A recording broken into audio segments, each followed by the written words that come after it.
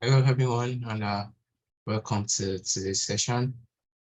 Uh, we are glad to have you here, and we want to assure you that you really enjoy this session and you will learn a lot from this session as well. So today's session is going to be a presentation about how to secure a potential advisor. So it's going to be more like a technical session where we are going to, the speaker is going to share from his experience. He's going to share tips and tricks on how you should, go about sending emails to professors, contacting professors, and things like that. Especially when you're applying to a place like United States, you need to really nail emailing professors to get the best of funding. So our speaker today is Jimoh, Hafeez Jimoh. I'm always getting that wrong. Our speaker today is Hafeez Jimoh, and he's a graduate research assistant at West Virginia University. He also has a master's in robotics from the University of Innopolis in Russia. Interesting. So he's a scholar, as you can see, and he also has a vast experience when it comes to graduate school application. I think last time I discussed this with him, he had over 20 postgraduate applications, or maybe over 40 postgraduate applications. And then he also had like multiple emails he sent to professors. I mean, they can't even count the number of emails he sent to professors when he was searching for funding. So I believe, from all of these experiences, really a fantastic fit for today's presentation. And I believe every single one of you is going to learn a lot from this session. All right. Also, just a little bit about Ignite Research Academy. Ignite Research Academy is the organizer of today's event, and it is a platform for developing students' research skills and competencies. And it is also a platform for building a network of competitive researchers in Africa. Currently, Ignite Research Academy is developing capacity and providing resources to undergraduates and graduates, and as well as individuals interested in enhancing their knowledge. That's also why we are organizing this program we are having today. So that's basically what Ignite Research Academy is about. So without further ado, I want us to get started with the actual stuff for today, which is presentation. So I would like the speaker to take over from this point. Okay, did you have the share screen? Yeah. All right.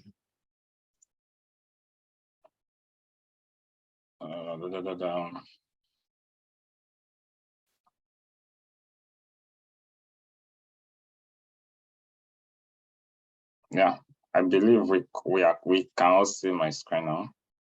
Oh yeah, we can see a very beautiful slide. Okay. Good afternoon, ladies and gentlemen. Assalamu alaikum, ladies and gentlemen. Yeah, good afternoon. Sorry. Oh, afternoon. Oh, that's afternoon in Nigeria, but it's morning over here. I believe it's morning over there too. Yeah. All right. Go ahead. Guys in the chat, ladies and gentlemen, I'm waiting for a response.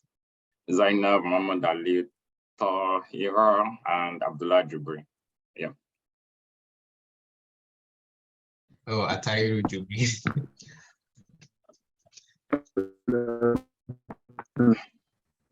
Yeah, you can use the chat and you can mute yourself if you are in a place without noise. So that we can have a conversation, a discussion. So I don't want it to be one side. I don't want to be on the one side of the talk. So I want us to discuss. So feel free to unmute yourself, to chip in something. Feel free to use the chat. You don't need to wait till the end of my presentation to say something. Is that okay?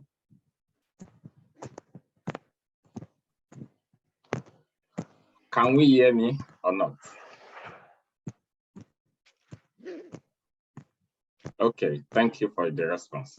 Okay, so today's presentation is about securing a potential graduate advisor or a potential advisor for your graduate school. So basically, you want to secure a professor.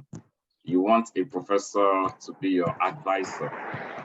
So you want him or her to be your supervisor. And how do you go through the process? Okay, I believe a number of us are potential or graduate school applicants. Yes or no?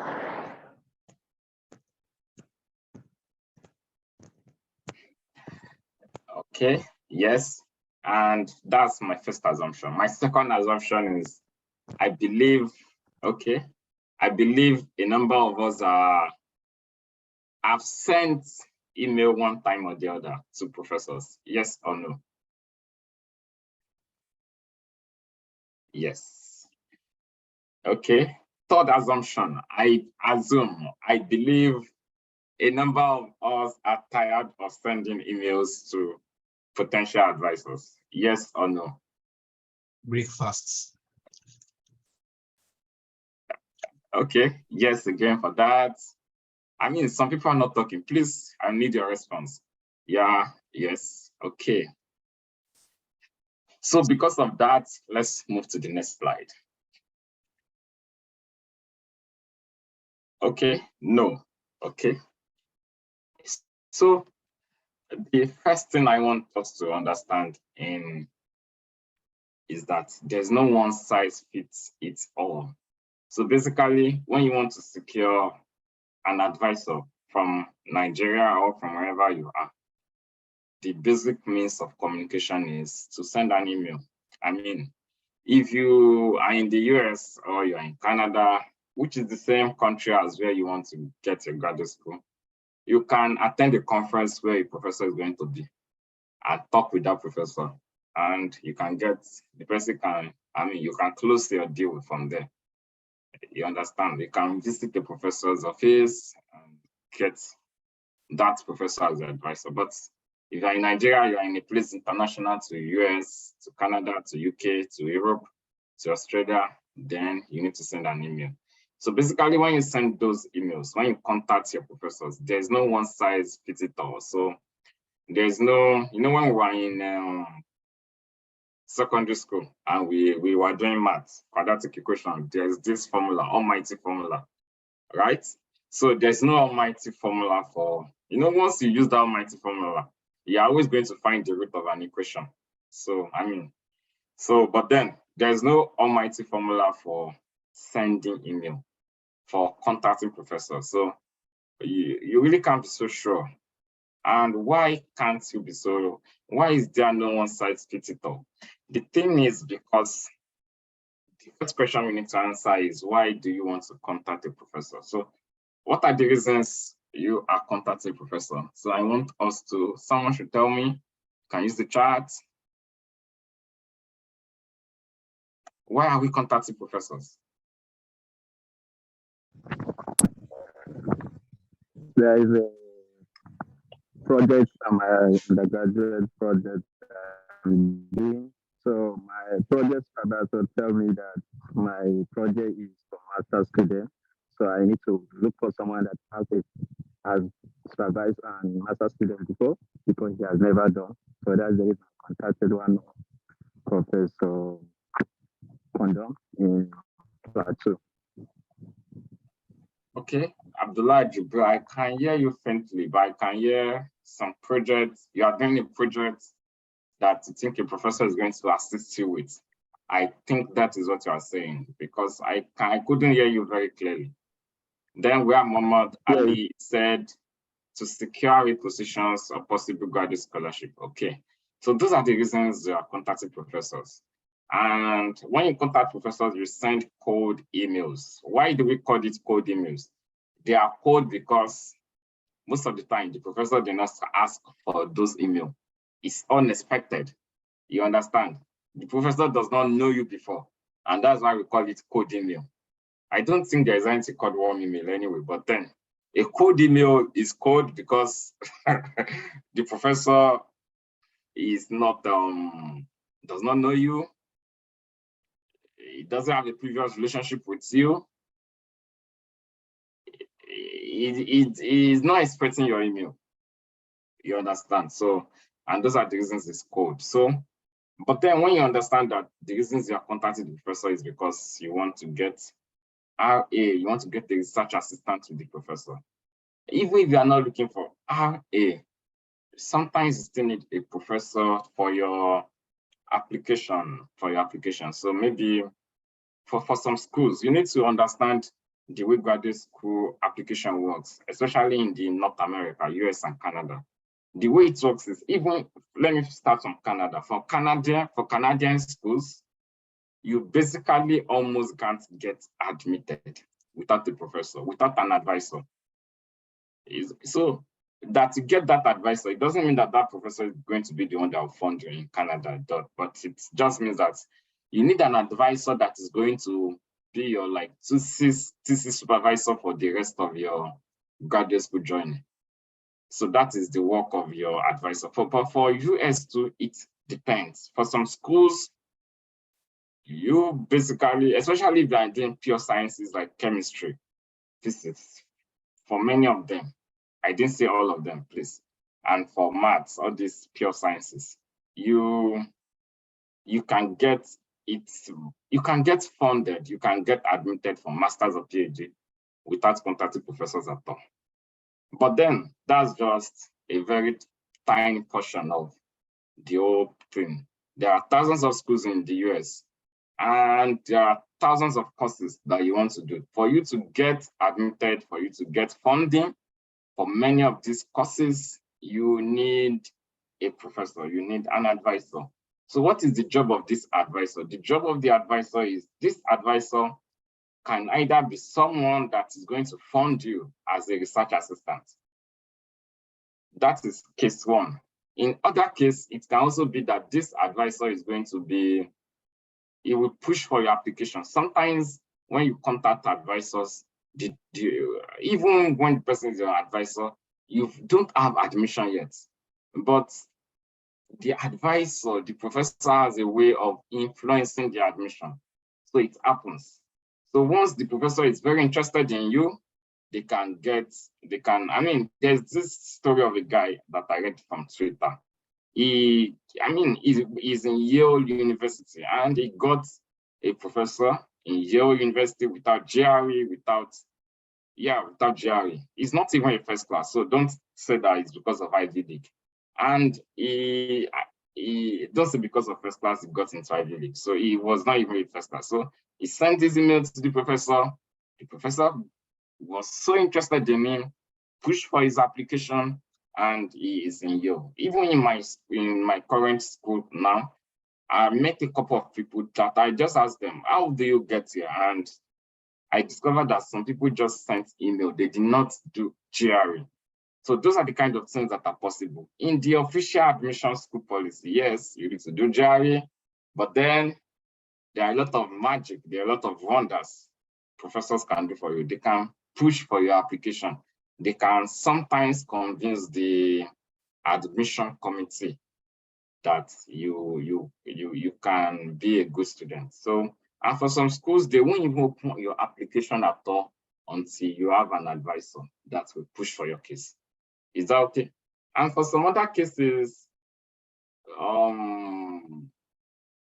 it's even after your admission, after the department has gotten a what's it called? A funding for you. It is after then that you contact professors so that you can be a full-time student, so that you can have an advisor. So I believe we all understand the cases why you contact professors like that. Is that okay? Yeah, I think that explains it. I have another question. Yeah. So can I also get free money by contacting a professor? What? I don't know what you mean by free money. Can you be more Okay, free money in the sense that I think there's like this whole idea that when you get a scholarship, it's free money. When you get funding, it's free money. So I just wanted to shed more. Actually, I wanted to shed more light. Basically for many schools in US and Canada, anyway, it's Nigerians that call it scholarship. It's actually not a scholarship. It's an assistantship. So what it means is that you are getting paid, you are getting rewarded for the work you are doing. You are not doing free work. It's just like you are working for an organization. So in this case, you are working for the professor. Is that okay? So you are working in the professor's lab, and the professor is going to, in return of what you are doing, the professor is going to give you some stipend, or the department gives you some stipend. You understand? So, and they give you some stipend, and they waive your tuition, which is your school fee. They waive it for you. So that is what you are getting in return. So for you to get that, you need to work. So for you to continuously get that throughout your stay, whether you are master's or PhD, throughout your stay, it means you need to continuously work. Do you understand what I'm trying to say? So scholarship is free money in the sense that, oh, you merit this thing and we are giving you. There is nothing you are giving us in return. That is scholarship. And that is what happens in scholarships in UK, like all these MasterCard. Okay, we have some in Canada too. MasterCard, Commonwealth, Chevening, yeah, all those ones. Erasmus, yeah. Those ones are scholarships. They are not assistantship. Cool. You understand? But in US, it's called assistantship. So you can be an RA, research assistant, which means that you are employed by the university, by the professor. You understand? You are employed in a particular lab.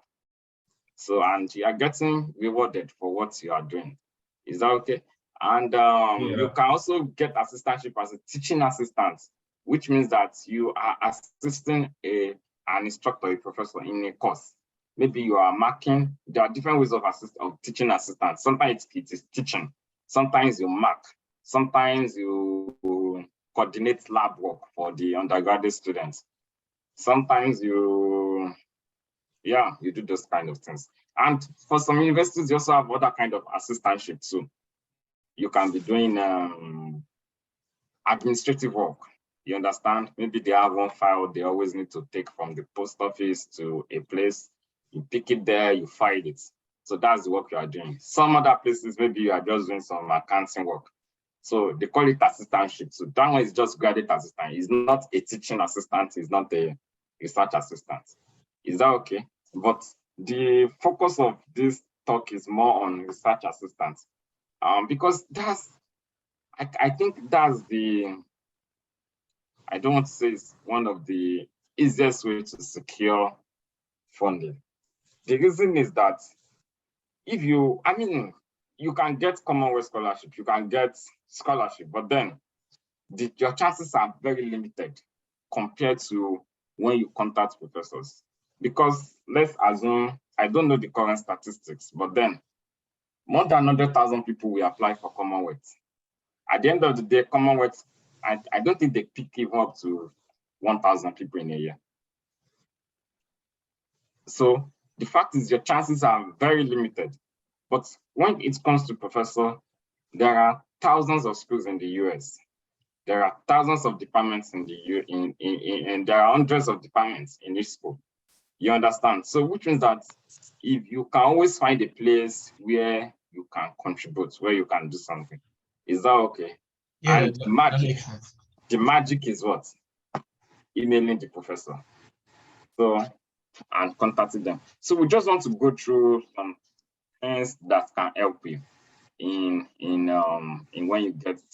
when you contact professors. I think I went through this slide already.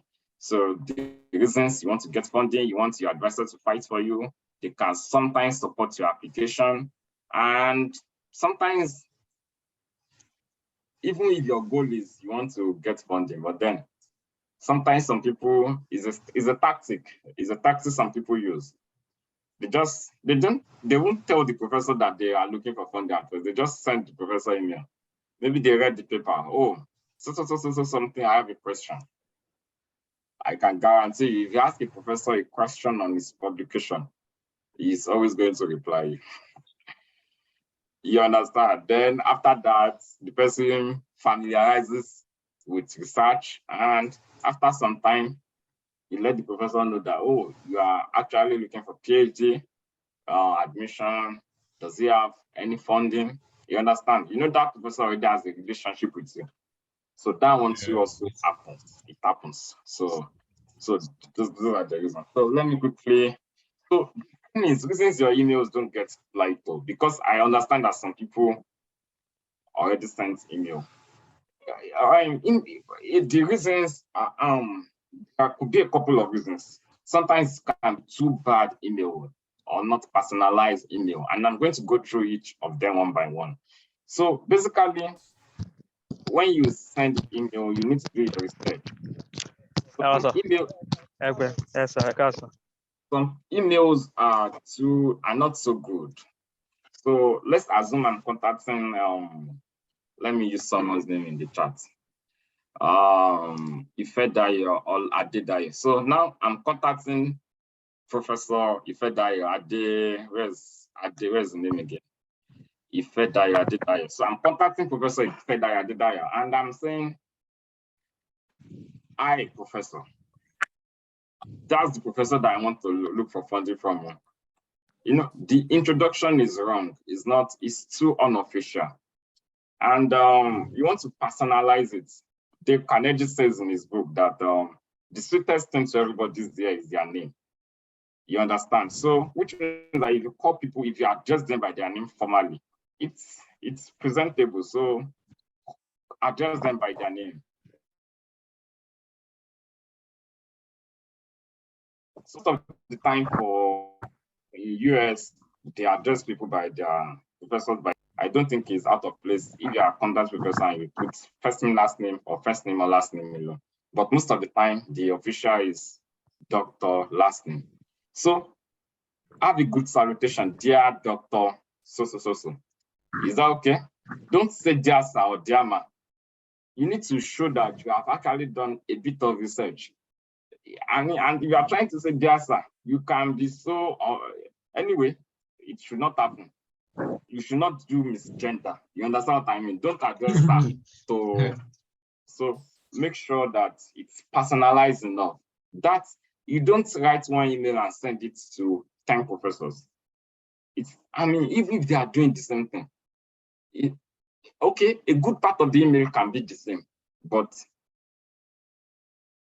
the research interest part should not be the same. Is that okay? So you need to personalize that email. I think I discussed this in one of my last sessions here too. Personalize that email. Personalize the email. So,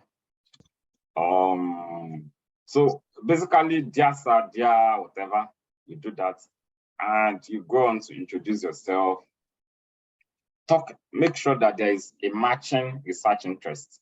You know, it's like relationship, marital relationship, and a guy that is looking for a wife.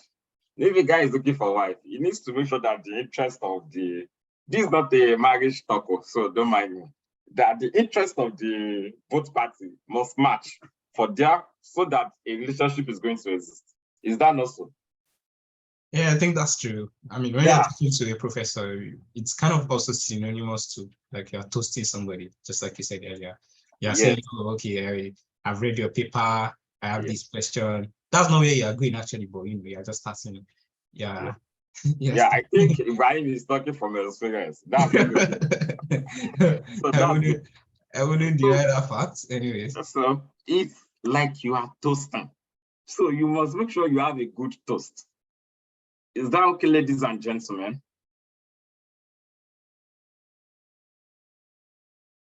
I'm not getting a reply. Oh, okay. Feda sent a thumbs up. Okay, yeah, thank you. So yeah, thank you. Yes, from the chat. So it's like you are toasting, and you must make sure that toast must match. You understand? So it must match. Like if you want to toast someone that is light in complexion, you need to tell the person that you like people that are light in complexion, and that is what makes you, let's assume that's what makes you get interested. So now let's assume it's somebody that is dark in complexion you are toast. Will you use the same toast for someone that is light? No. Guys, answer me now, ladies and gentlemen. You won't use the same toast now. The toast is going to be different. It's going, you will tweak it. Is that not so? Yes, yes. So you must make sure you are tweaking your email to suit that professor's interests. Mm. So it's very important. And it will make me quickly digress a bit. When sometimes it's not always very good to send a lot of emails to same professor. I mean, how do I say it? You know, let's assume I'm interested in public health and I have seen 5 professors in a particular department in this school. I don't always encourage you to, it's not always good most of the time to contact all of them together at once. Because the fact is, all those professors too, they do TikTok, they talk among themselves. So, you know, you cannot be telling somebody, don't let me use public itself. Let me use, maybe I should use computer science. And, you know, there are several fields in computer science. We have game theory, we have software engineering, we have AI, computer vision. And let's assume those are 3 fields. So you are telling this professor that you are interested in game theory. And you have told another professor that you're interested in computer vision. You know, those are 2 dissimilar fields. These professors, the fact is they do meet among themselves. They do talk. You understand? So they'll be like, Stilayo said she's interested in game theory. Same Stilayo is saying she's interested in computer vision. You know, they'll be like, Stilayo is not serious. So you understand. So but you need to just do it strategically. And so because at the end of the day, you that you are sending email to, you don't have time. Like you are losing time. So just do it strategically. Don't send too much emails to all the professors at once.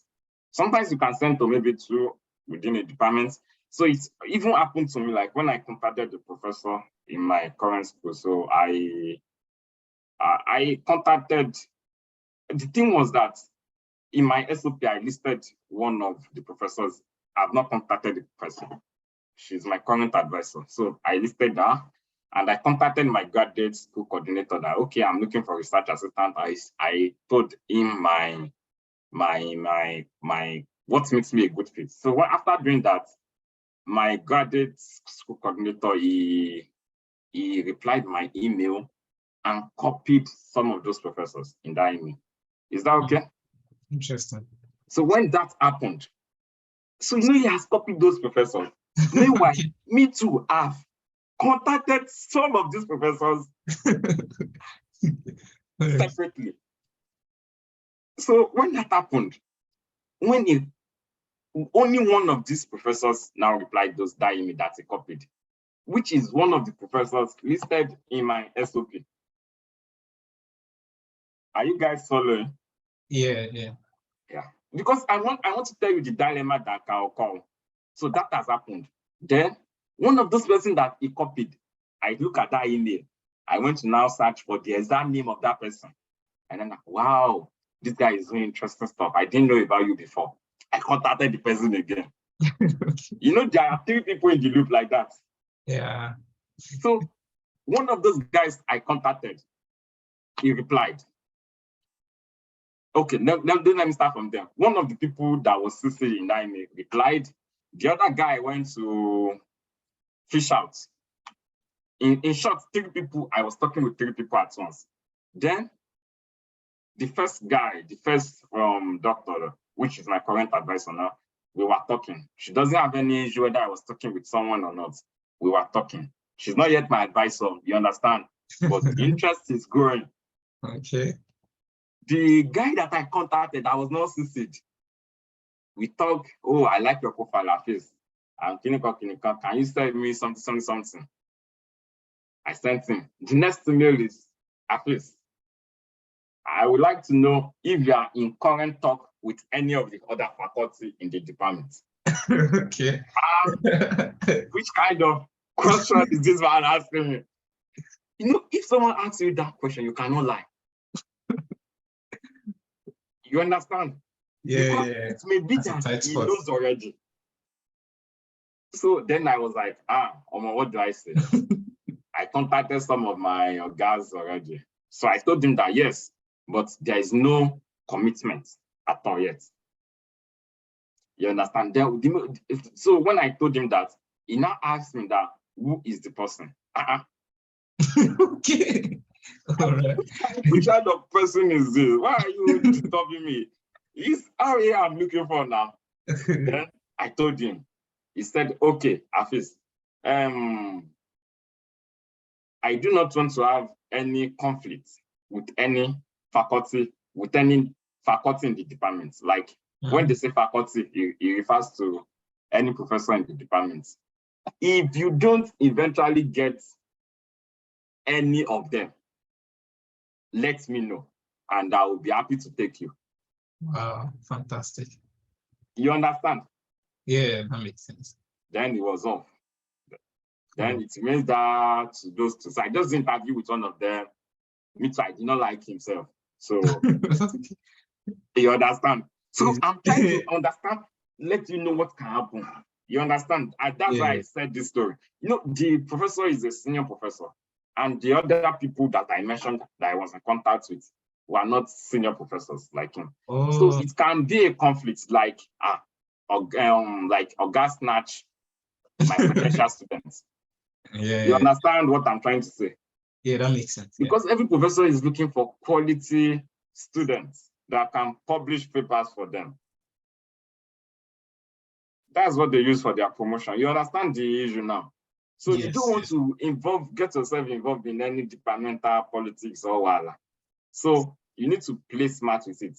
Even though it took, that's why I'm telling you, I deliberately mentioned this story.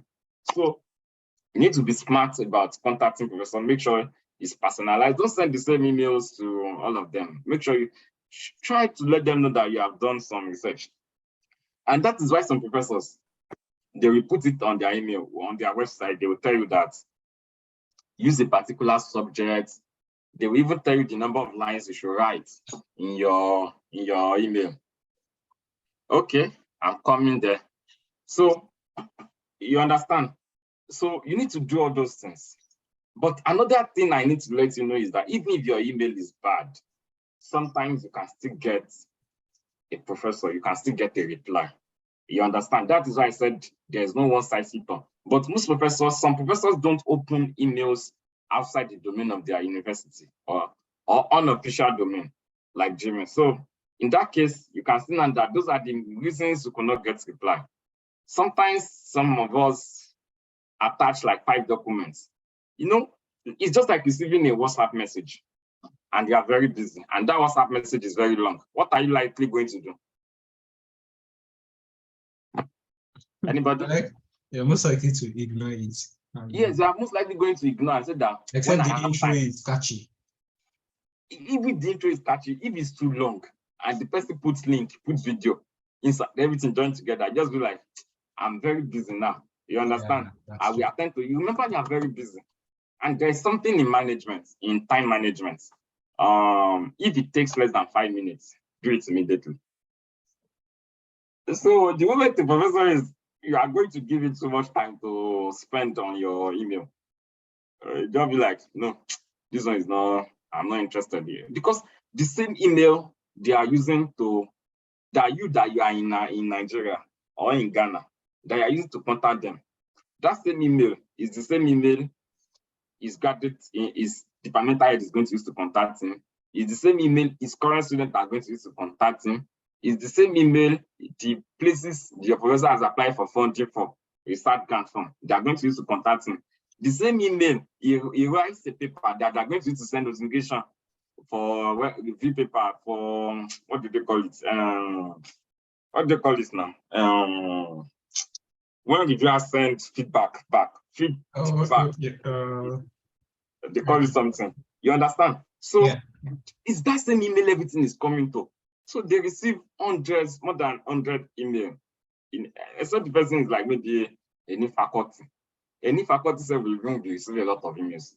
But most professors are going to be receiving more than 100 emails in a day. So the question is, how do you want to stand out in those emails?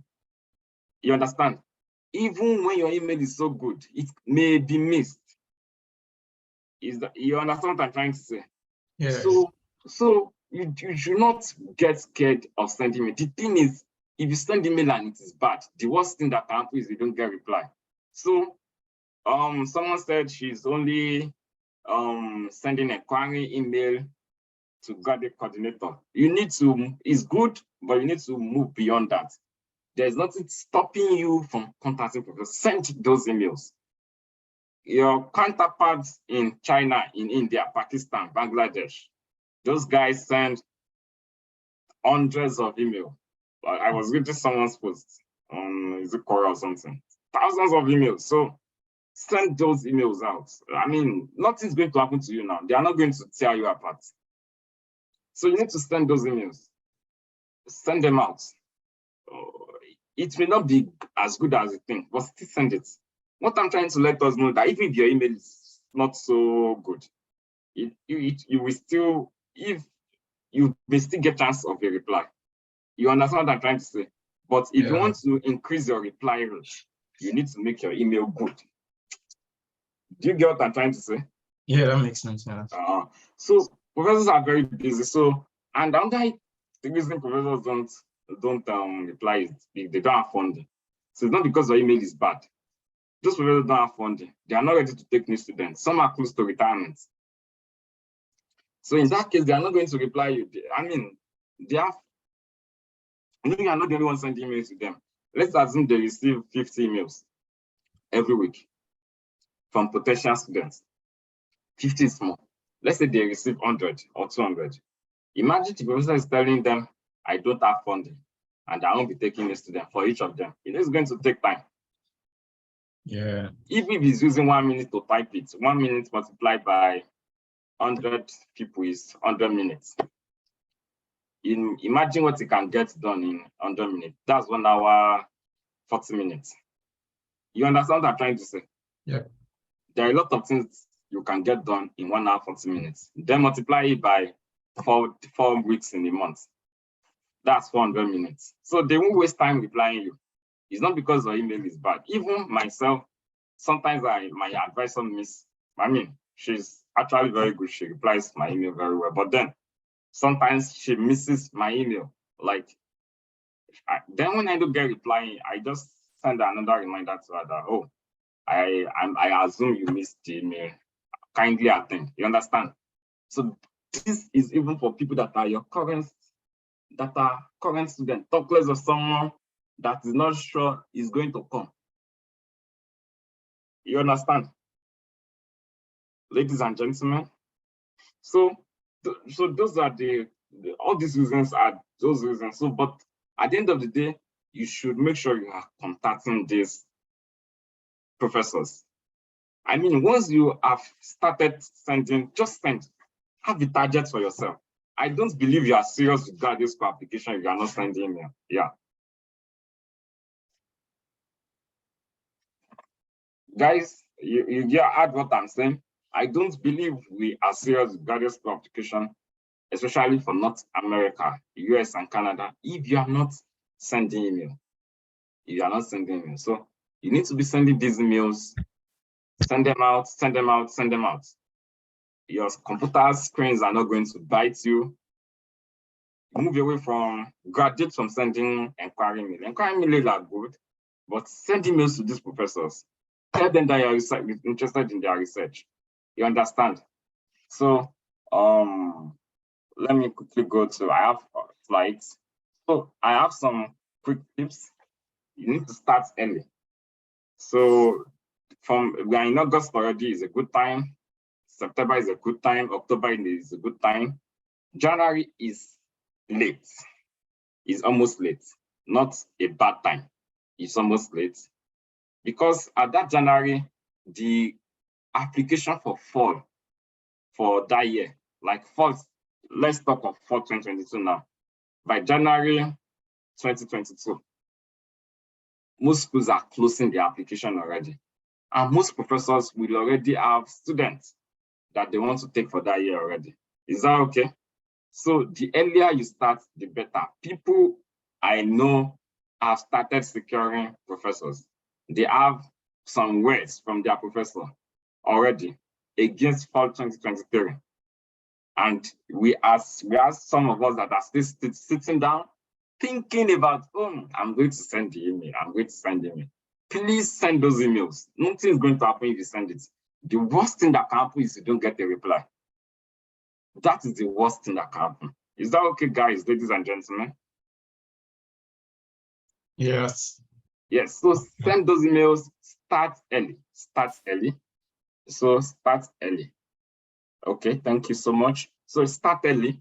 So for fall 2023 now, August, September, October, November, December, January is a good time.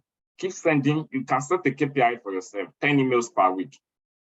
10 emails per week is actually small, but send a KPI for yourself and start early. Do your research when you contact this professor. What is this professor doing? Make sure your research aligns and find out some of their publications. And when you talk about your qualification, what makes you a good fit, you don't need to lie in your email. There was this funny thing I saw on Twitter that so the guy mentioned that he has competency in using a particular equipment. And that equipment is then so expensive that maybe in the whole of US, maybe there are just 3 or 4 of it. It's not this earthquake detection, whatever equipment.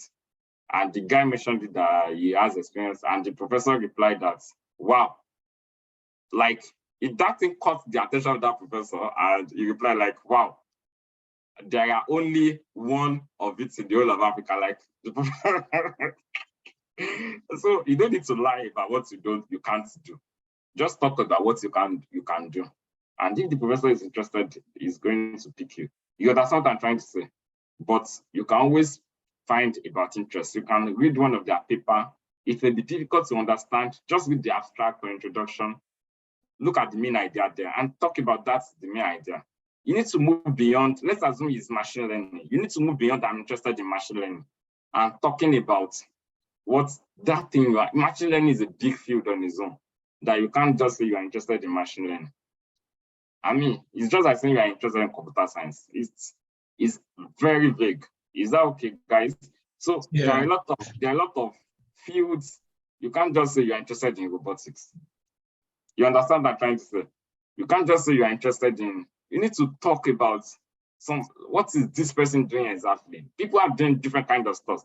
Some people are doing machine learning, they are not even doing any training or they are not training any model. They don't write codes. They deal with ethical stuff in machine learning.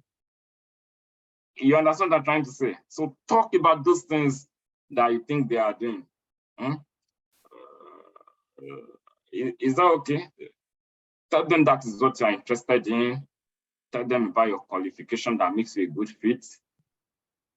And you may be lucky you get you get replied. But you can always do this by checking. Most professors have a website. If they don't have a website, there is a place on the department's website where you will see faculty. Under the faculty, you see the names of all the professors.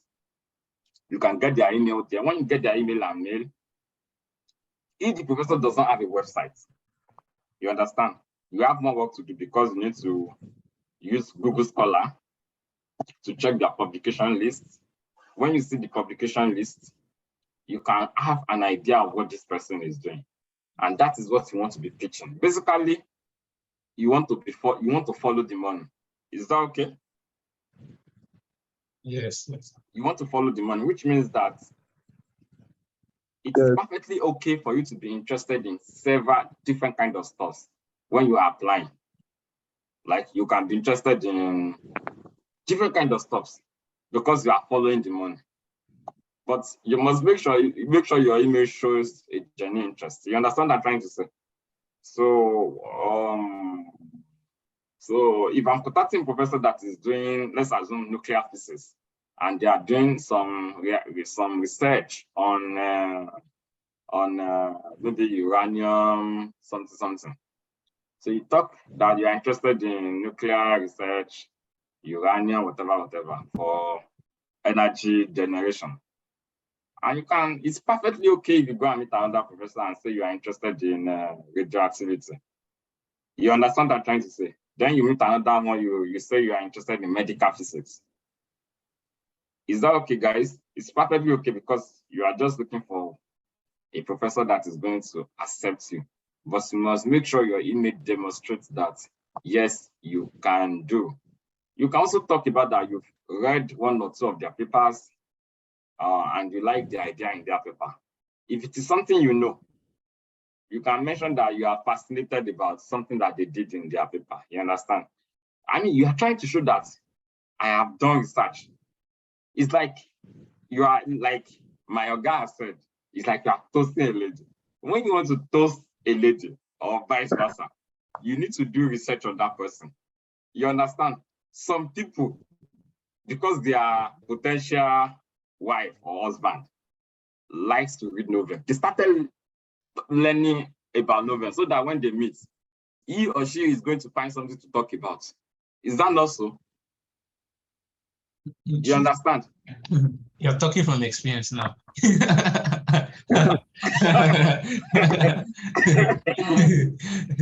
I actually, is that you just wanted to get back at me. But, so what I mean by my research aligning is that if a professor is doing something on rehabilitation of stroke patients, I mean, it does research on medical rehabilitation of stroke and diabetic patients or people with neurodegenerative diseases. I'm trying to answer your question. So you need to say that that's what you're interested in. It must align. You cannot be telling professor that is doing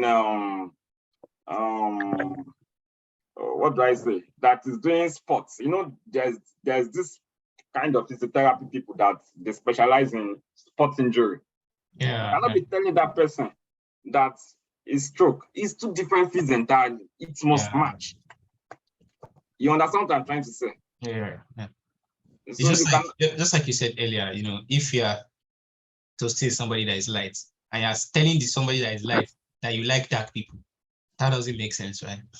Yes. That doesn't make sense because there is a mismatch already. Yes, so you must make sure that there is a match. Tell the light person that you like light people. That from birth, you have always liked light people. Then when is it when the light person does not agree with you, you go and meet the black person. When you meet the black person, what do you tell her again? I always like black is good. Black is good, though.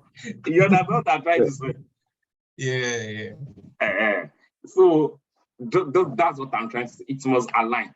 Once it does not align, the professor is just because the professor is not going to do it. The professor is only going to take work on what he or she is interested he knows.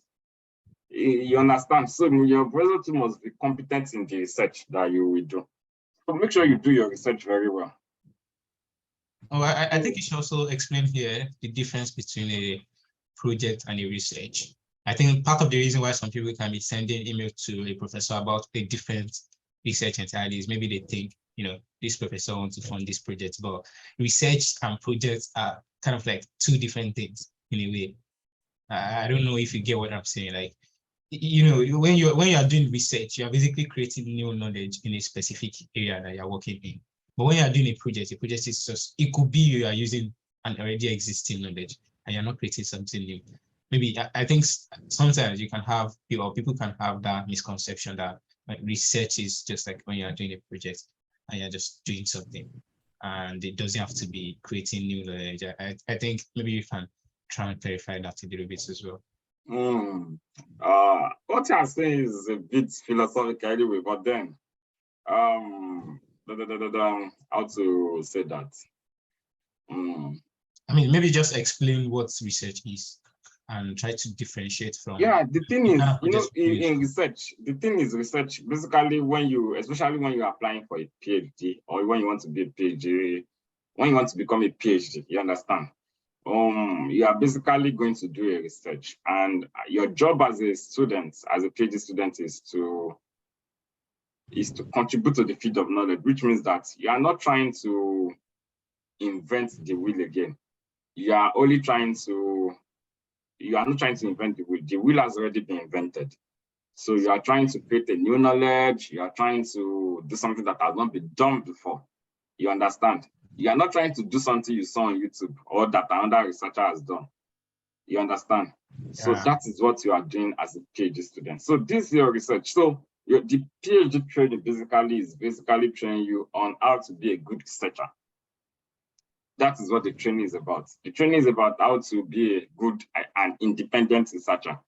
Take something that you don't know anything about before and train you to become somebody that can contribute to it. Is that okay? Yeah. So that is the summary of what the training is going to be about. Now, that is the summary of what the training is going. So your professor is somebody that is like a mentor. It's like an apprenticeship. You know, when you go and learn tailoring, or you go and learn how to be a mechanic or wire or electrician, it's apprenticeship. Yeah. Your guy is going to tell you how to use screwdriver. He's going to tell you how to work. You understand? Yeah. He's just going to be giving you instructions, and you will be following. You'll be following till you reach a stage that you are not competent. You now say that, Hafeez, yeah, actually, mommy, the clothes somebody brought yesterday, can you go and do it? Because your guy has trained you on how to take measurement, how to cut the clothes, how to do the sewing machine, then you'll be able to do it. That is after some months or years in your PhD. So that doesn't start. So if you're already a researcher before, if you're actually an excellent researcher already, there is no need for you to be a PhD student. You understand? So the training wants to equip you. That's what the training is about. So, but within the research, there are research areas. You understand? There are research areas. So your professor is only going to be competent in a particular research area. You understand what I'm trying to say? Yes, yes. He's not going to be competent in a lot of research areas. So which means that you want to say that the research you are interested in. For most people, they don't have any idea of the kind of research they're going to do. They don't even know what research is at the beginning of their work. So the research you are going to be doing is going to be one of the several new areas in the professor's research area. You understand? A research area can be machine learning, computer vision, but there could be a special interest already in that thing. Like in robotics, for example, now, I'm in robotics, so I can use robotics as an example. I'm working on that robotics, but then there is, under robotics, there's autonomous vehicle, there is drone, there is industrial manipulators, there are nanorobots. Nanorobots are like atomic scale robots that they can actually send into human body to do drug implantation and come out. There are medical robots, there are surgical robots, you understand? There is what we call motion planning. How do you plan the movement? There is a lot of things like that. And all of them is robotics. So you need to, a robotics professor is not going to be competent in all these areas. He's only going to be competent in just one. You understand? You as a PhD student, in one of these areas, you're only going to be competent at the end of your PhD in a tiny portion of that one. Is that okay, ladies and gentlemen? But the PhD skill, the graduate school training is going to equip you with skill to be able to be, at the end of the day, be a robotics researcher. That you can pick any of the field in that robotics and say that, oh, for the next 5 years, this is what I want to be researching about. And you can do that. So that's what the training is about. I don't know if I've answered what Brian wants to talk about, but oh yeah, I think you've touched it. You're doing fantastic. So one of the most important part of your email is you don't need to repeat everything in your CV. It's not an SOP, but you want to quickly talk about why the professor should pick you. So sometimes some of us think that we don't have experience. You have experience, you just don't know that what you have is an experience. So you need to look at yourself very well. Your talking points can be your GPA, It can be your final year graduation project. It can be an assignment you did that took you so much time. You can frame it as a project. It's a project too. If it's an assignment you did, you understand what I'm trying to say. So it can be that you've won multiple scholarships, merit scholarships. You can put it as the reasons that you are someone worthy of scholarship. So it can be, why should they pick you? So it can be your technical skill, like programming skill. So that is the reason you need to check their papers and their publication. You need to look at what are those things that can excite them. You understand what I'm trying to say? Some people now, like, just let me use the idea of toasting again. You know, when you want to toast, for example, and you see that the lady says that, Ibrahim likes watching football a lot. And she knows that if you want to get Ibrahim excited, what do? Talk about football. What will that person do? If we talking about football now, have you gone to watch Arsenal match? You understand? You see that person wants to talk. Or you see that this person, the food that he likes is semo. You understand? You give that person semo now. So basically, you want to talk about why should they pick you? You need to look at what is that thing that they are doing. What are the things? What are the tools they are using that can excite them? What is that can likely excite this professor? So tell them that you are competent in a particular skill. If you have done a presentation at a local conference, tell them that you are an excellent communicator, that you presented. If you won an award of the best speaker in something, tell them that when I was an undergraduate, I always do this. I mean, because you don't want to just say that I'm an excellent communicator, or I have a excellent presentation skill. You want to show that you have. So what are those things you can use to show? Those are the things you can use. If you are doing something else related, tell them that you volunteer to be part of NUGA and you are part of the health team that does something. You understand? So it means that shows that you can know how to respond to prayer and to handle emergency situation. You understand? You don't need to tell them that I know how to respond to sure. You understand that kind of thing? So you really need to think about those kind of things. We all have it. If you don't have it, go and gain that experience. I have a friend in what's the name of the university? Norfolk, Norfolk, Norfolk University. What he did was that in 2020 or 2019, I think 2019, he was applying, he did not get funding.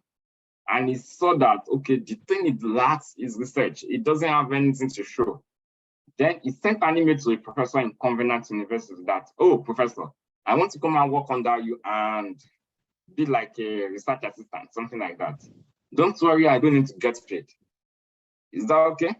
So he sent that email to that professor in Covenant University. He spent like 4 months he didn't spend up to 6 months in Covenant University, in short. So while he was in Covenant University, he was able to be a co-author in a paper with 2 or 3 papers with that professor. And by the next application cycle, he has a talking point that he can use. You understand what I'm trying to say? And he was able to get a full funding. So I'm not saying that everybody should go to Covenant University or you send email to a professor in Nigeria to get that. There are a lot of other things you can do. If it's internship, go and do internship. If it's to do an academic course, you understand, there's a software you see that they are using in that field you want. Go and learn it. You understand what I'm trying to say? Hello? Hello? Yeah, we are following. Yes, I understand. So everybody, I'm not saying everybody should go to Covenant University or to another university too. You just need to look at what is one thing that I want to add as a talking point. Remember, you don't need to lie. So if you don't have it, go and get it. Go and learn it. Go to demi courses, go to YouTube, go to wherever. If it's internship, go and do it. If it's for you to just be doing weekend work with somebody, go and do it. You understand? If it's for you to be writing blog posts, and tell the professor that you have excellent communication skill, that you see that you don't have a paper. You understand? Yeah. Even though it didn't work out for me, but I think that was part of what I did. I had something like a research, what do I call it? Research. It's like a journal for myself. So I have some documentation of what I've worked on. And I sent it to some professor that this is what I've done. You understand? Yes, it's not a paper, it's not a publication, but it's something to demonstrate your writing skill. So if it's a blog, go and open it and just write on what you know. I mean, so you just need to think and look at what you can do. So you need to give them reasons for them to pick. But remember, you need to send a lot of emails. Don't forget about that. And that you are not getting picked does not mean that you are not competent enough. You just need to keep on doing. Is that okay? Okay, so remember, there's no one size fits it all. You can ask someone to check for you, and all those things. And most professors have,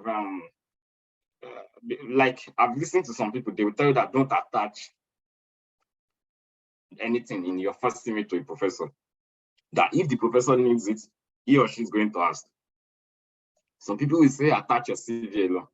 Some people will say attach your CV and transcripts. Some people will say attach transcript alone. So the thing is, there is no one size fits it all. But if you ask me, what do I do? Don't attach too many things. Some people will attach CV, transcripts, GRE results, TOEFL results. What other thing? DSC certificates. No, you don't need that. You understand what I'm trying to say? So you can attach CV and transcripts. Maximum. Is that okay? So if you have, sometimes some professor will ask you to combine all of them as a file. So make sure you are following those instructions. The instruction is going to be on their lab page. What other kind of things do they say? So they tell you to use a particular heading, a particular subject. The reason is that they receive a lot of emails. They want to go to their email and easily identify the emails of potential students. So that's that.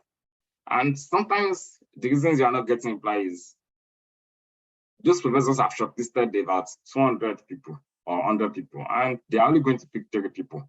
I remember I was applying to a university in, it happened to me for Hong Kong and for a university in Australia. So for the Australia one, I did interview with those two professors already. Is a project, is a co-PI, like two principal investigators. So I did interview, it went on far, and they said they are going to send me a paper that I'm going to do a paper review. So I will send my review to them. Are we guys together? So after the review, they said that, okay, the review is good, but that they are still interviewing other candidates. You know, they've interviewed me, and I sent my own review. That after they have reviewed other candidates, they will get back to me. So a week, 2 weeks, then after 3 weeks or a month, I made them that, okay, I'm still waiting for you. And they told me that we are sorry. Help us put other people. Yeah, thank you. So they go back to me that, so after like a month, I sent an email to that, I'm still waiting for your reply. And I was told that we are sorry, we could not take you. You understand what I'm trying to say? So at that point, you can see that the issue was not because my email was bad. The issue was not because my review was also bad. But at the end of the day, when they need to weigh you with respect to other candidates, other candidates may have more qualification under you. So you can't blame them. If you're also in their shoe, that is what you're going to do. You understand what I'm trying to say? And so same thing for Hong Kong. So just keep doing, Don't stress yourself. Don't overburden yourself too much, but you need to put in your efforts. You can, I wanted to say something. You need to also take note of the time you send your emails. So for most, okay, let me just quickly show you something. Do we still have some time? I want to share my screen, my email, something. Do we still have some time? Are we still interested or not? You can go ahead. I think that would be a great one. Yes, go ahead, please. Okay.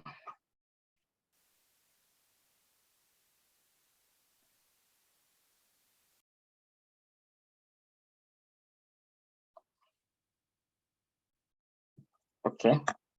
So I didn't talk about you getting back to those professor if they don't reply your email after like a week. Just let me just do something. How do they do this thing? Da, da, da, da. There's a way I do it, but okay, let me just do potential pages. So and I believe you can see my screen. Yes, it's clear.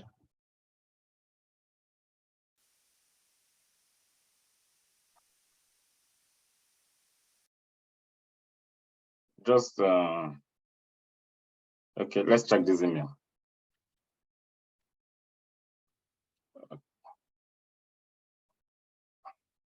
Okay, I sent this email to this, okay, this professor, and it told me later that we have not been shortlisted for this position.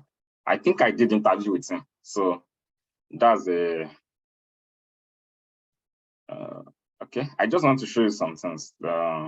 Just hold on.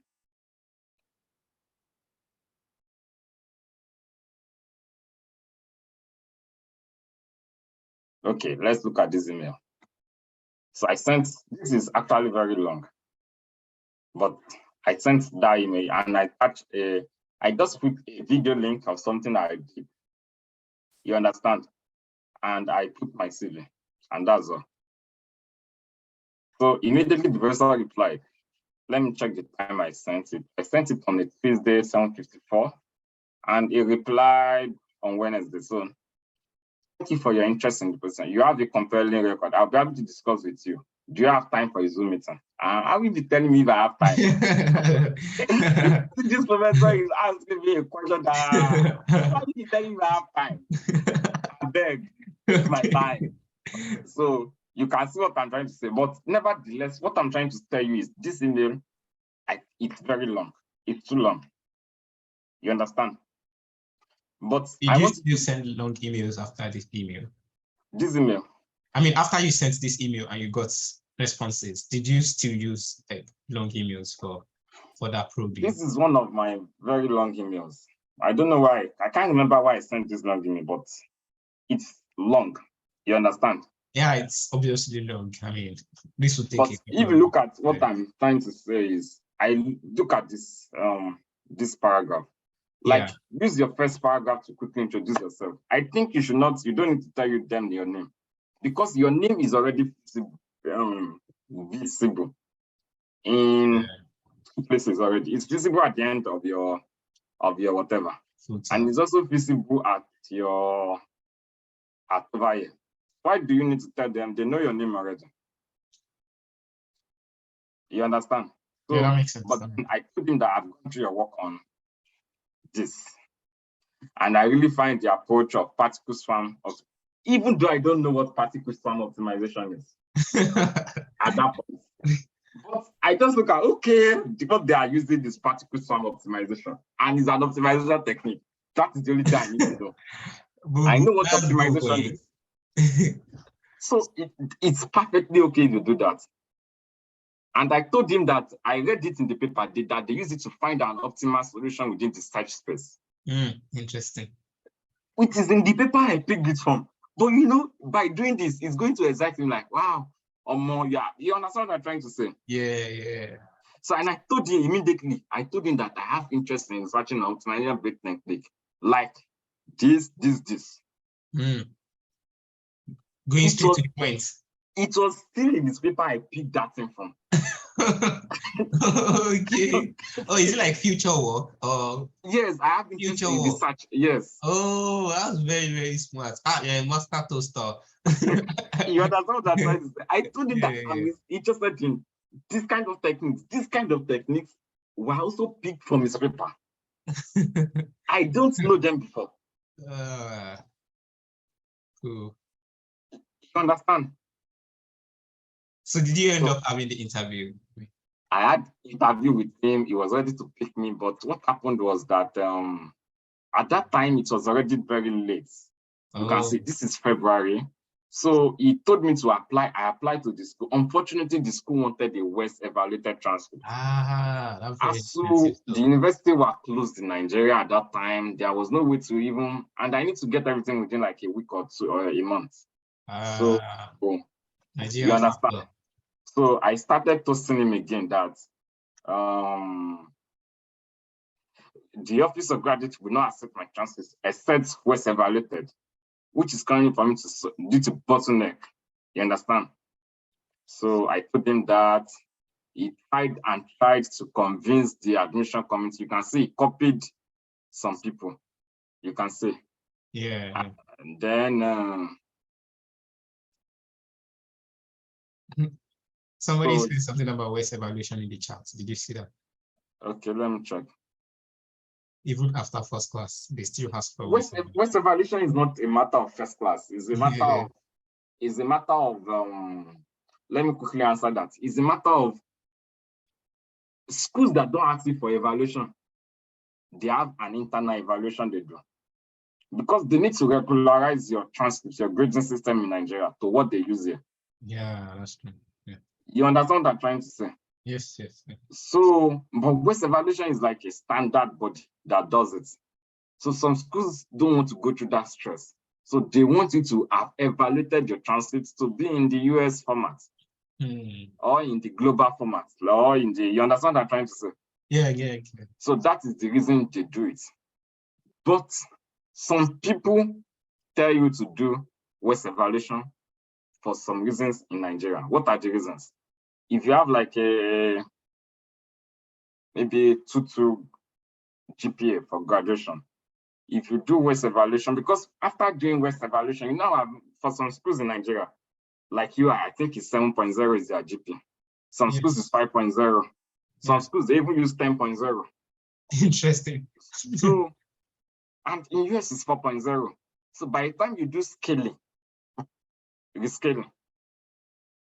by the time you do rescaling, your GPA will increase and your grade of graduation will have changed. It won't be 2.2 in US again. You understand? So that's one reason people do West evaluation. Sometimes if you are graduated from a polytechnic, like and you have an OND and HND, you need to submit your OND and HND together and do West evaluation. Yeah. So West evaluation is not really about whether because you did not graduate for first class that you understand. Yes. So can you do? There are actually very few universities in US that require a West evaluation. Very few. So personally, it's a personal opinion. I don't think one needs to be doing West evaluation. It's expensive and it's very expensive. So it could be Dangote speaking. I mean, okay. Control for you. yeah. So because it takes it some time, and at the end of the day, it's only very few schools that require you to submit West evaluation for US universities. If a school does not ask you for West evaluation, it's like you don't need it. Yeah. I don't know if you understand what I'm trying to say. So yeah, I think that makes sense. You don't need to spend that extra money. You don't need to spend that extra money. Yes, you don't need to spend. So let me just show you some other emails. So you can look at my what's it called? Yes, so you can see that the subject is very important. Fall 2021 potential. Like I said, your emails can have error. You don't need to be perfect. This email has error, for example. I think no. Yeah, you can see the error. There's no space. Yeah, but then so this professor already has he has on his website, I think he has what's it called? A requirement. He put a requirement on his website of what he wants from people. He has an advertised position. So you can see he asked for the details of my reference. Yeah. And I put it there and he replied me. So I told him that then can you see, your background is relevant to my research. Do you have published work? Are you familiar with TensorFlow Blaze modeling?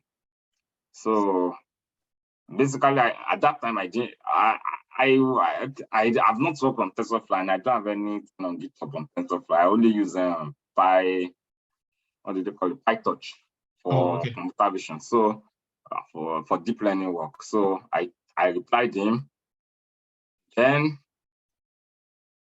after this reply, he went or how do they call it? Oh, I can't remember the English. He did not reply me again. But after this reply, he checked my LinkedIn. You know, when someone check you on LinkedIn, you will know. Okay. Check my LinkedIn.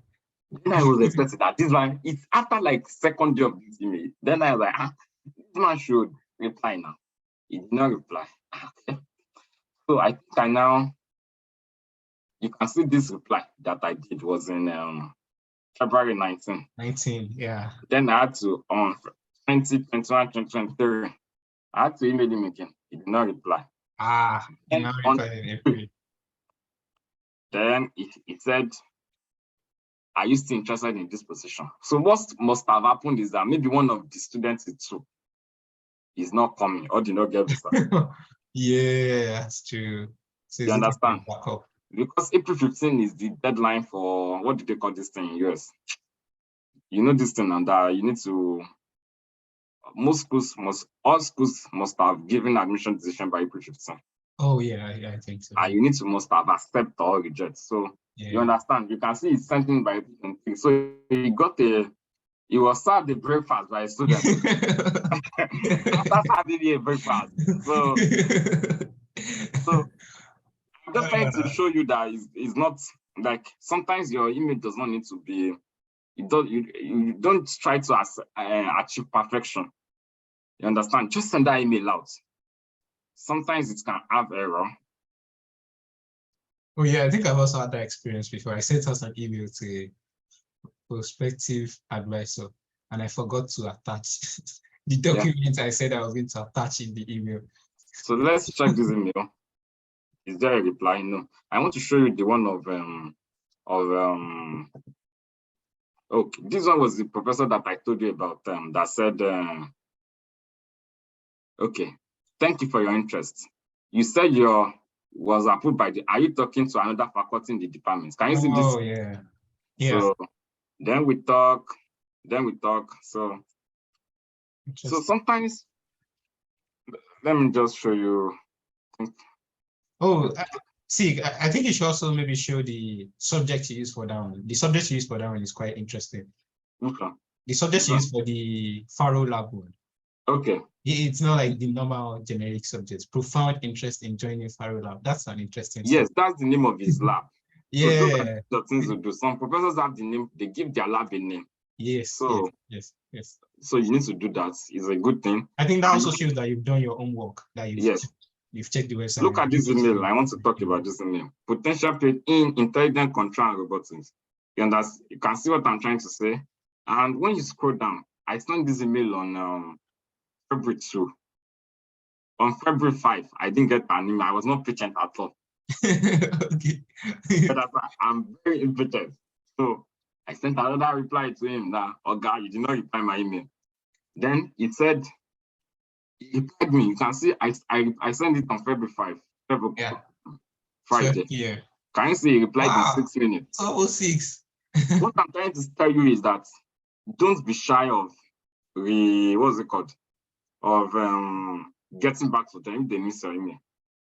Like if you don't get a response, like sending another email. Yeah, your background is certainly very interesting. However, so can you see? I want to kindly warn you that although I value experiment study a lot, as equally important, I highly recommend you take a look at a few papers and think about whether it may ring bell or whether this is what you want. And the thing is, I think the mistake I did in this email was that I did not reference any of this paper. Most of my emails are reference papers. So interesting. Then I talked about some of his paper, but then he has started breakfast already. So okay. All right. So yeah, I think it's an interesting experience. I mean, it is really interesting how you had different kind of responses. So look at this professor. I think this one is Hong Kong. Let me check. Yeah, it's Hong Kong. Oh. So you can see, I look at this. This is another tactic. You ask a question. So can you see? It said, yes, please apply for a scholarship with me as a potential advisor. Keep in touch. Cool. Let Straightforward. me, yes, you see August 28th, 6:39 a.m. and he replied August 28th, 6:51 a.m. Wow. That's like how many minutes? That's like 12 minutes. Yes. So then I replied him. I asked him that, in their application they asked for a research proposal. So since he said I should put him as a what's it called? Potential. Yeah. So I asked him that, can I send you? Okay, I'm coming to your question. So I asked him that, can I send you my research proposal? And he replied, of course. So after writing that research proposal, can you see that I've attached it here? Are we guys still together? So Yeah, following you. So after doing that, I sent that research proposal to him, and he said, "Yeah, the topic is interesting." Can you see? Yeah. So please make the objective to be more attractive, significant, and impactful. So then he told me that we do not have postgraduates, although we have a strong motivation and industrial connection to various kind. So in case you could come, you need to develop. But that's story. In short, I was not admitted. So. Oh, the school did not admit you? Yes. Oh. So the school need to admit you. Yeah, that's true. So yeah, someone asked a question about where is the question? What documents can we have? Yeah, I think I talked about this already. Don't have too many documents, just add your CV and transcript maximum. You don't need to attach JRE or TOEFL. If you want to talk about it, put it in your email, just type it out. Is that okay? Yeah, that's fine. I think you didn't also talk about, contacting maybe some graduate students that are already working with that professor. Yeah, I always do that. I hope I can find that email. Because from experience too, what I've noticed is that some professors in some schools, there are some specific requirements, and some professors have they want you to have fulfilled that requirement before you talk to them. I've had a particular situation like that, in my own school. What's the name of this school? I wish I can reply. What's the name of this school? And I can't remember the name of the. I want to show you those emails with those potential advisors, with graduate students. I can't remember, but the question is, some people will say that, how do you get emails? Maybe we should just use one school as an example. Yeah, maybe you can use my school or something. What's the name of your school? University of Minnesota. Okay. Twin Cities. Yes. Okay, so which program should we check? You can check mechanical engineering. So let's do something like this, and are we guys still together? Yeah, we are following. It's actually very easy. What may I do is this. This is not what I do. You don't want to waste time. I'm interested in the faculty. So give me the faculty instantly. These are the big boys Ibrahim is working with. Show me the way. So let's so this is Andrew, and you can see Andrew has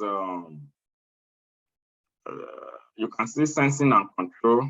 Yeah. These are these research areas, research and teaching. Okay. This professor, I can't find this. Okay, these are some of these.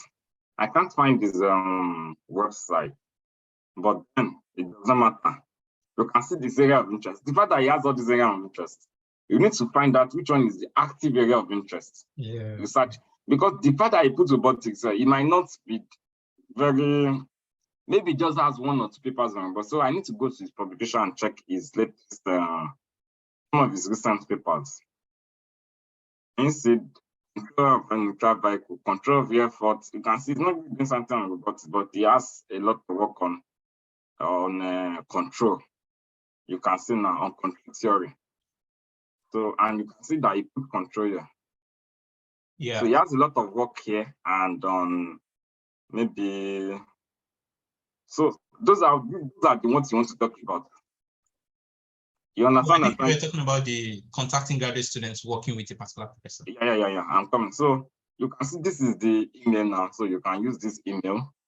And how do you get this guy doesn't have a website now that we can see easily. It may have a website somewhere that we don't know. But what we can do is this. This is his, you can see this is his name. Yeah.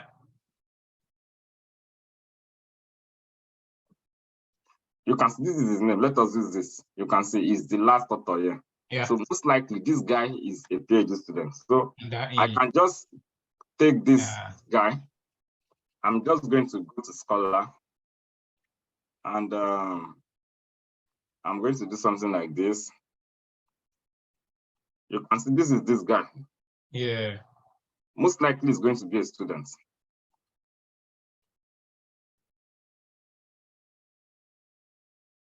Okay, he's an assistant professor anyway. It may be then, maybe then he was a student. That stuff was published in 2019. So then he was a student.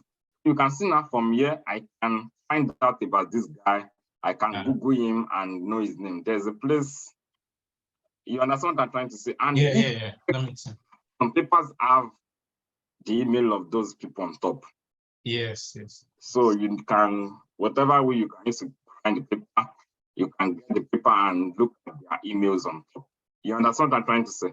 Yes. So you just need to be very sure, and you just introduce yourself. This is that you are interested in joining the lab. What can they tell you? Is there any tips they can tell you? Yeah. So you need to go straight to the point. So you understand what I'm trying to say, but I really wish I can get one professor. Okay, I think someone. If you go back to that page, there's also on this website for mechanical engineering, there's a page where you actually find all the graduate students and all the advisors. Okay. Yeah, so there's a page on this website. I can't remember where exactly. Maybe if you go to people and then you go to maybe graduate students. Yeah, can you see the advisors are there? So it's very easy for you to, and their emails are already there. So if you're interested in any of the advisors you've checked in the previous page, you can just easily send any of these guys an email that, Alpha, I'm interested in joining your lab and that kind of thing. I think I know this guy. Yeah, you should know that guy. I think I know him. Yeah.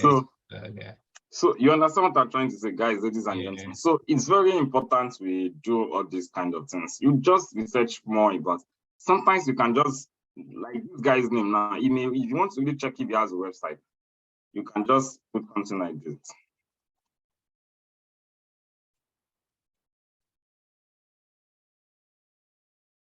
Maybe he's the one, maybe he's not the one, we will know. Okay, it's not the one, but I can see him. Is this not him in blue on the far left? That looks like him. And outline, is it? But he's showing another university. Oh, maybe he was there before. It's possibly he just moved. You know, the student we checked to is not the University of Minnesota. You understand that, guys? So this is his website in short, and we can see his publications. Prospective members, yeah, this is very important. Can you see? If you're interested in graduate student, click here. We click, then he has written something. So you just follow whatever he has written here. You understand that you can see we are doing our own research like that. Then you check his publication, you check his research overview. Just read these things. You don't need to understand everything. So in real life too, people that are like a student, they don't even understand everything. So talk less of you that are not student yet. So you don't need to understand everything. Just look at what you can understand and you can use as a talking point. Is that okay? Yeah, that's very interesting, man. So we are so you can see how to check emails. So you will see something like contact us or somewhere here, but then you may have it, may not have it. So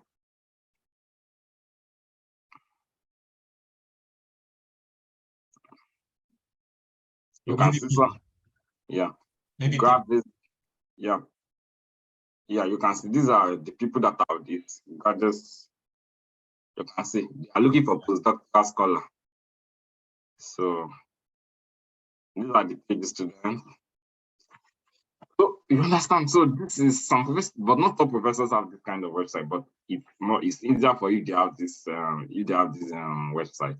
Yeah. So do you guys understand what we are trying to do? We can do. Let's do University of Minnesota. Someone should tell me his or her feed in our group so that we check. Or maybe you can do a different university as well, so we can have another. Yeah, someone should tell me his or her research and. Oh, I think Mohammed is applying to a school. Maybe you can mention the school and the area and the field you're applying to in that school. Or maybe if Mama, tell me your field. Intelligent human computer interaction. Which school are you looking at? Is this a computer science? This is a computer science specialization. Yeah, he's a computer science person. So the schools I've seen with it are mainly in China, although I'm looking for US schools. And that's what I'm trying to say. The thing is, you are like, if I will advise you, unsolicited advice, yeah. I mean, there's nothing wrong if you're passionate about something, but the thing is, it may just take you longer time. So you need to broaden your area of interest. Mm. You need to broaden your area of interest. Look at other areas you can be interested in within the computer science field. You understand? Yeah. So look at, I mean, it's perfectly fine if you're passionate about the one area, but just broaden your areas. Your goal is to get assistantship. Whatever you say you're interested in now does not mean that's what you're going to be interested. That's what you'll be doing in the next 1 year. Yeah. And in fact, in almost, don't let me say 100% or 90% of the cases, Yeah. what people say they want to do is not what they eventually do. So that's true.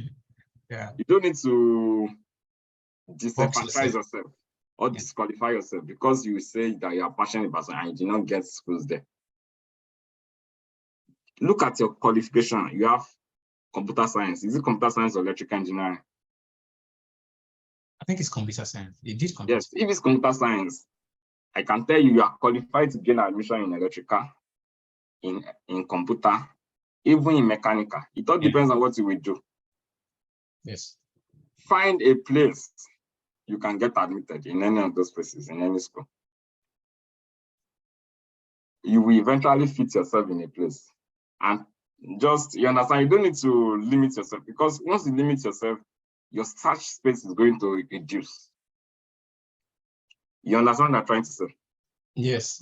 So what you are looking at is, with the credentials I have, where can I get admitted? Mm. I'm just telling you the reality of things. I mean, you can say there's nothing perfectly wrong in saying you want to do it. Sir. You can eventually do it. But the fact is, don't disenfranchise yourself. If you think you are qualified for any position, even if it's not your most interested area, apply there now. Apply there. Shoot your shot. So when you shoot your shot, some shots are going to enter the goalpost. Some are going to be, you play penalty into throwing. Okay. Some you play throwing into penalty. Whatever. Just shoot your what? Shoot your shot. So that's what I would suggest. It's not for Muhammad Ali alone, it's for everybody, including Zainab. Zainab is interested in drug discovery. Computer-aided drug discovery. Yeah, computer-aided drug discovery is very nice, but your background is pharma something. So you can, when you check University of let's check SUNY Buffalo. And when you check this school now, graduate programs.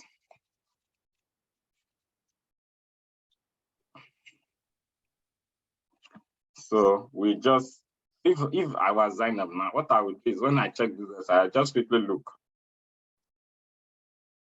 I see that, okay, what are the places I can get admitted?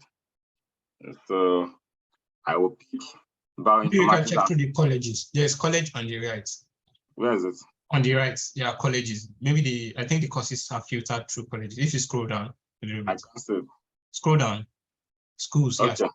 So Yeah, maybe let's check School of Medicine yeah. and School of Pharmacy and Pharmaceutical Science. Let's just check this. Let's check Pharmacy and Science.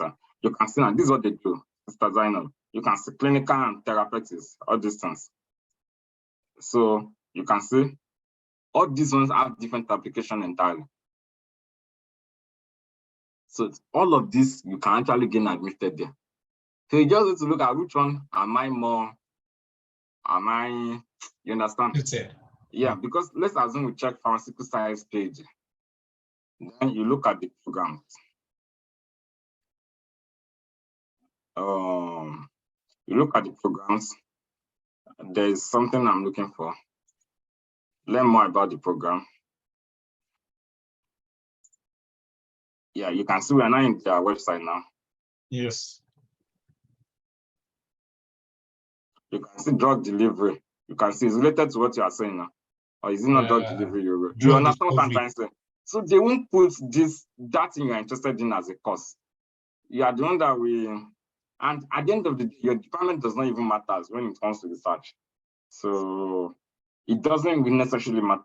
I don't know how to put it. You can be in any of these departments. Let me go back. You can be in any of these departments and still do that research you're talking about.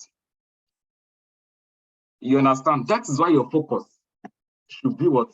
On gaining that admission and that assistantship. You understand what I'm trying to say? Yeah. Don't use that streamlined research area to disqualify yourself. Yes. Yeah. When you get that department, you can do anything you want to do. You can do a lot of things. If Aina is doing mechanical engineering, there are some people in his lab that are electrical guys. Is that not so? I think I'm the only electrical guy in my lab, but there are some people that did physics. You understand what I'm trying to say? Yeah, so it's not, you don't need to, you understand the gist now. Yeah. So I was checking something for you.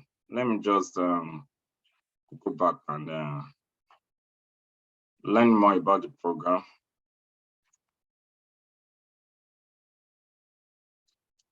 I think I saw, you can see these courses. So just do the courses they do. You can do these courses. They are not problem. You understand? So yeah.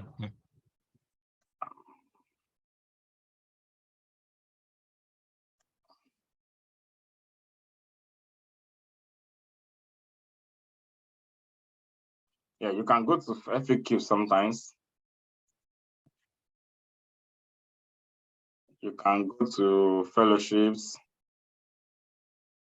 and read about what they do. You understand? So just do all those things. I'm just trying to tell you can apply it for any program.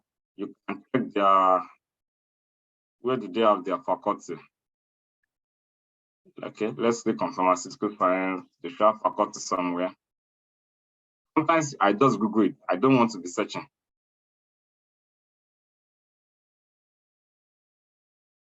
Yes, Mama, they are correct. So I'm trying, okay, I've seen their faculty.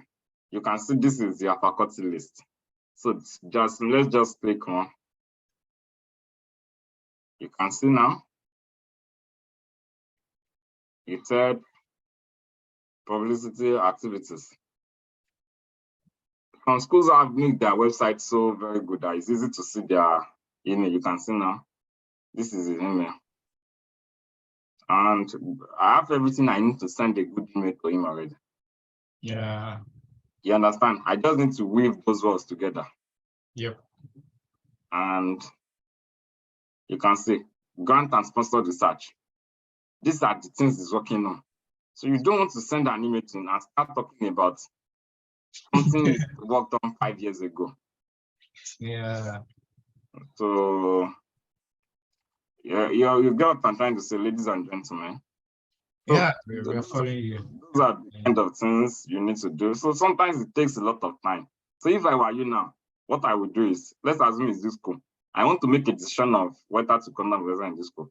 I will open all these guys something. And anyone that pick, it may just be 3 or 5 of them. I just, okay, I want to just talk to 3 or 5 of them. I don't need to talk to all of them because I'm trying to look for match. So, like, you are interested in drug delivery, just look at, okay, this one is doing drug delivery, this one is doing drug, something. It's not electronic, or what do you say? Let me check what you wrote. Drug to drug interaction. Yeah.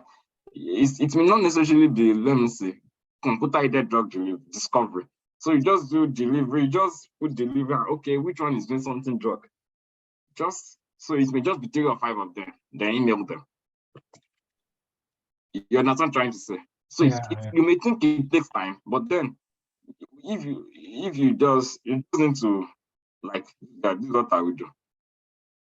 New tab, new tab, new tab, new tab, new tab. Someone is writing on my screen. Somebody is writing on the screen. So you can see now, tab, open the tab, then I just need to quickly, you can see now, this one is related to drug transporter. Is that not what you are saying? So then you take this one, what is it talking about? We can't have it, let's go to publication. You can see, we don't know if this guy is very active again, it's 2016. Oh yeah. So we don't know, you need to do a lot, you can see there's view faculty websites here. So this is him, his website. You need to check what he's doing. It looks like he may have retired, I don't know. But then you understand, you just check it. So anyone that you think is not relevant, let's assume I've qualified this guy now. I close. You understand? At the end of the day, it will just remain theory. You have your email template alone already. Just quickly say that, just check this one. Check your work on meta assessment and linear clinical. And I like the approach of your pharmacokinetics, something. We'll be taking a student. Your email is complete already. You don't need to read all of them. Just read this one alone. Just what I will do is I will just look at the first 5 or 3. Which one does it look like I will understand? Okay, this one I will understand it. I quickly open it. You understand? Yeah. Once you quickly open it, you don't need to read too much. You don't have time. Just look at signal. There are a lot of English here. But you've seen the keyword. Keyword is not like what you are interested in. Close it. No time. You understand what I'm trying to say? Yeah. Just suppose if the keyword, you've seen the keyword, this one, we are not related. Then at the end of the day, let's say there are 20 faculties. There's going to be like 3 or 5 that are, like in my own department now. I'm in mechanical engineering, but I'm not a mechanical guy. You understand? My only focus when I'm checking the guys in mechanical is robotics or control. But there are a lot of things in mechanical engineering. So I only be checking for those people that are doing what? Robotics and control. Yeah, that makes sense. And not all of that thing. So anybody I see anytime I know what do? I close it immediately. Yeah, I think just to add to what you've said too, that I mean, it's very important that people should not box themselves in. Just like we said earlier, for example, I'm in mechanical engineering and I did electrical engineering in my background. I mean, in my undergraduate, I have people in my lab that did physics. I have people in my lab that don't even do anything related to engineering at all, like maybe biology kind of thing. You understand? So, I mean, some of those labs can have different variety of people. So you don't need to box yourself in and think that there are no opportunities for you. So just be open-minded when you apply to any school and any department. And just like you said earlier, if you did computer engineering, you don't have to be fixated on only computer engineering when you apply to a specific school. So sometimes you just need to be dynamic with your search, and I'm sure you really find some cool stuff and something that fits. Yeah, applying to schools is just look at like applying for work. You are looking for work. If you are looking for work, you say that because the company is not doing HCI, you are not going to apply to that one. You are looking for work. Sapa. Papa, we visit your home, man. That's why we motivate. You understand? Yeah. So if nothing is motivating you, Sapa can be your motivation. That you want to leave Sapa, that you want to leave the trenches. But you don't take those advisors like that. You just tell them good words they want to hear. So those are the things. Those are the things.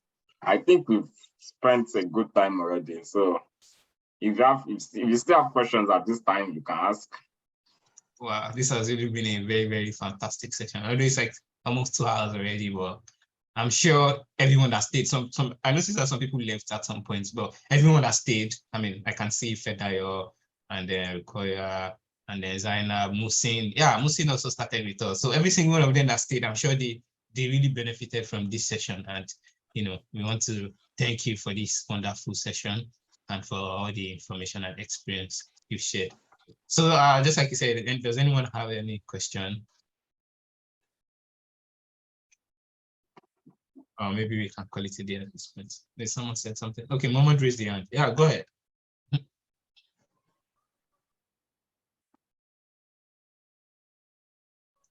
Oh, Mohammed, you can go ahead. We saw your hand. Okay, good afternoon, sir. Thank you very much for your time. I actually joined it, but to be honest, I've benefited a lot. So, my problem is, some of this, me, I even thought the only way to get into graduate school is through, is by applying through, research, research areas. You'll be seeing some publications that, so professor is looking for so student to work on so project. I thought that's the only way of getting to graduate schools. So you're not saying we should like make ourselves dynamic. So I'm kind of confused. Oh, okay. Okay. Do you get Maybe you need to organize a session of how to get to graduate school. That's number one. But I will answer you summarily how to get to graduate school. There is no one size fits all. There's a method. If for US and Canada, if you want to get to schools, you need to after graduate, after fulfilling requirements of like GRE and TOEFL, after having your certificates or your transcripts, you need to apply to those schools. Every schools you need to apply to them. Is that okay? You must submit application to that school. After you have submitted the application, or you know that for you to get, if you're from Nigeria and you need funding, except you have $50,000 to pay, then you may not need to email any professor. You understand? If you have 50,000 to pay for 4 years, that's 100,000. There's no food and house in there yet too. So you are looking for funding. For you to get funding, you understand? There are up to 3 ways you can get funding. You can get funded as a research assistant. For you to get research assistant, you need to email professors. Because professors are not going to email you first. You need to email them. You are the one looking for something. You can get funding as a teaching assistant. For teaching assistants, you may not email.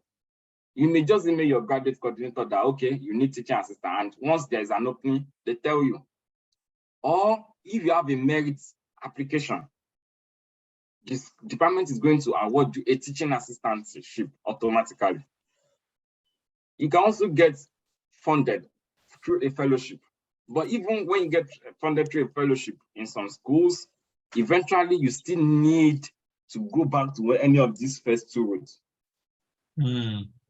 Eventually you still need to go back. The only thing is that they are just giving you that fellowship. So you understand what I'm trying to say? Yeah. So for some schools, when you have, depending on your department, what the application process in that school, they will even automatically fund you once you're getting admitted. But the thing is, it's paid. You are supposed to be paid for the work you are doing. It's not a free work. You understand? You're not doing your work for free. So you are looking for someone that can fund you. You need that funding. You need that $50,000. You need it to fund your tuition fee. You need it for living expenses, your insurance. So that's the way to get it. You need those things. But the thing is, professors in each school, let me just find the professors in each school, let me stop first of all pause sharing. Professors in this school, they always advertise positions. The positions they advertise does not mean that you are not going to apply to the school. You understand what I'm trying to say? They just advertise position that, oh, I'm looking for PhD students. So you talk to them, but you still need to apply to the school. Just like we saw earlier, I think we saw one earlier that the professors talked about how to, where is it? Let me resume share. There is one we saw. It doesn't if I've not closed it. I think it's your school. This guy, the one the professor mentioned. yes, how to prospective, you can see now. It doesn't mean that you are not going to apply to the school. They will tell you what to do. So I don't know if I've answered your question partly. Yes, sir. Yes, sir. Yes, sir. But maybe we need to really discuss how to. You need to have a session on how to. What's the topic again? How to secure funding. How to get to graduate school. How to. Or maybe we also invite you for that session too. So those are what you learn to look at. I don't know if there is. Yeah, some schools also have graduate assistant. They are like hourly work, but sometimes they are difficult to get from Nigeria. So yeah, there are hourly works you can do. Then you find tuition waiver somewhere. You add everything plus and join them together. Battle. And just like you said, you have a motivation. Maybe Japa is a motivation. Yes, something you understand. The thing is, for Igbo people, when you see all these white Igbo people, they have many of them even don't do this hard work that are doing engineering. Some of them, they do music, English, creative writing. I don't want to say they are simple, but that's their motivation. And they tell you that from 2 years old, they've been painting. But in Nigeria, if you are painting the wall, now that you should not paint the wall again. You understand? So you lost that motivation. So, but for sometimes it's very valid if Sakpa is a motivation. It's very valid. You understand? Yeah. Our realities are different. The realities of individuals are different. But if Sakpa is your motivation, you don't put it in writing that Sakpa is your motivation. It shows that you are desperate. You don't put it in writing that you are content professor because you are looking for funding. No. Automatically, when you are talking to a professor that is taking research assistant, is an indirect way of asking for, because once you are a research assistant, it's going to be fund you. You understand what I'm trying to say? Yeah. I can't remember the name of this. Maybe I should show you that email. I think it's a school in Chicago.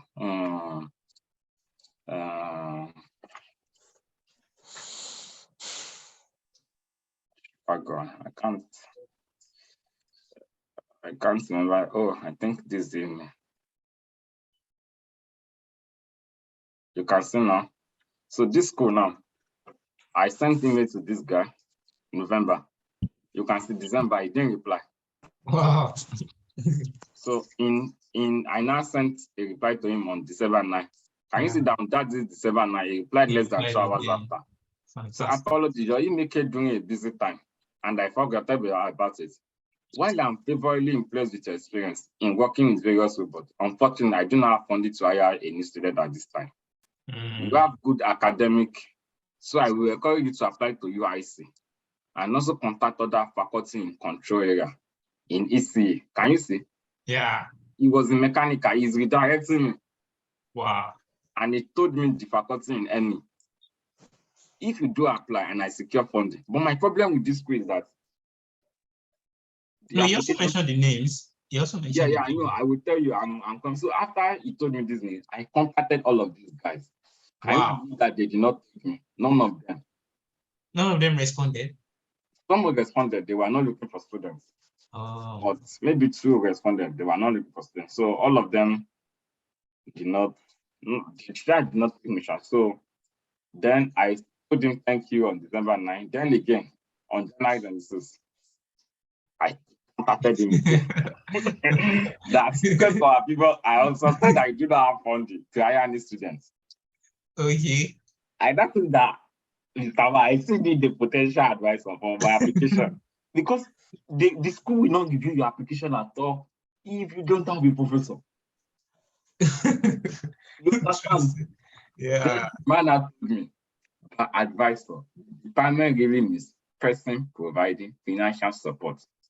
So given what I wrote, I cannot be your advisor. Okay. You can say, listen, I did not reply again.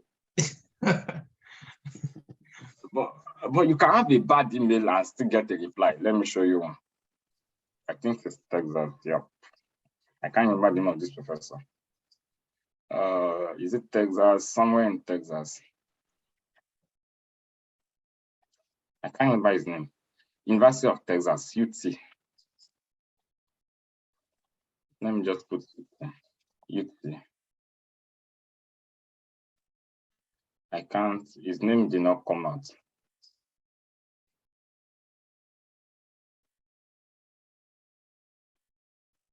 His name did not come out, but it was one of my not very good email, but I can't find the name or the professor. So Nobody person responded. yeah. Interesting. UT, I think it's University of Texas. I don't know why it's not bringing out, but that's just it, Sha. So we spent a lot of time. So guys, if you don't have any question, you can call it a day. Oh yeah. Thanks so much for this wonderful session. Even if there's a question, I think at this point we need to call it a day. Yeah. So we just keep asking questions to infinity and beyond. So we can call it a day at this point. And yeah, we really appreciate your time and your experiences shared. I mean, this is a very, very fantastic session. I wish I had this kind of session when I was applying to graduate school. Maybe I would have jackpot earlier. Maybe. But my problem with what you are saying is that you talked about toasting the other time. So I don't know if you are toasting me or not. Well, I did not really know how to toast. I mean, you are not the one that will tell me that. Okay. All right. So it's okay. Thank you so much. Yeah, you're welcome. Yeah, I mean, we are supposed to be thanking you anyways. And thanks to Ibrahim, everyone we'll toast him back. Okay, I will yeah, toast him back. So we are, I mean, thanks for everyone that also attended. I mean, this wouldn't have been a discussion without you guys as well. So thanks for attending, and I hope you've benefited immensely from this session. And I also hope you put into practice what you've learned here. I mean, because if you learn this and you don't practice it, then what's the point? So just, I mean, keep on with the motivation and keep on with the applications, keep sending applications. Break fast is normal. I mean, you have to keep applying and you'll be fine. Yeah, and at some point, I believe you see the light at the end of the tunnel. I'm talking like a motivational speaker, sorry. I'm not a motivational speaker. Anyways, we also have a community. The Ignite Research Academy has a community, and we have like a WhatsApp group. So I think Mohammed can drop the link to the group. So on the group, you'll find information about maybe upcoming sessions that we're going to be doing. We have a couple of other sessions coming up this month, maybe like 3 sessions. Maybe we can make it 6 or something. So you can join the group to get more information about this. Mohammed, you share the link to the group in the chat. Mohammed, can you hear? Can you hear me? Yeah. Oh, okay. I was talking to the second Mohammed. Okay. There are 2 Mohammeds here. Mohammed Ali, please help share the link to the. Oh yeah, so you have dropped the link. So Yes, once I've shared again, it, and I'm also happy to inform the house that by September we'll be having a session that is focused on research, like writing research, and it's going to be hands-on. So please watch out for all our sessions, and further details will be shared. fantastic. Yeah. So what you're saying is we are going to be having like a session about writing research writing, basically, how you write your literature review, how you write your, methodology and stuff like that. So it's going to be a technical session where it's going to be hands-on. Maybe through that session, you can get to publish that paper that you've always wanted to publish, hopefully. Yeah. And then maybe you can also, get something interesting from that session as well. So all these sessions are recorded and they are going to be uploaded to YouTube. So you can find this recording on YouTube. Just search for Ignite Research Academy on YouTube. You find our YouTube page there, and you can also find the recordings there. So yeah, I have to call it a day at this point. Thank you all once again. Thanks to the speaker. Thanks to everyone that attended this session. We hope to, see you in our upcoming sessions, and yeah, have a wonderful day. Thank you. All right, bye-bye. Okay, bye. Thank you for your time. Yeah, you're welcome.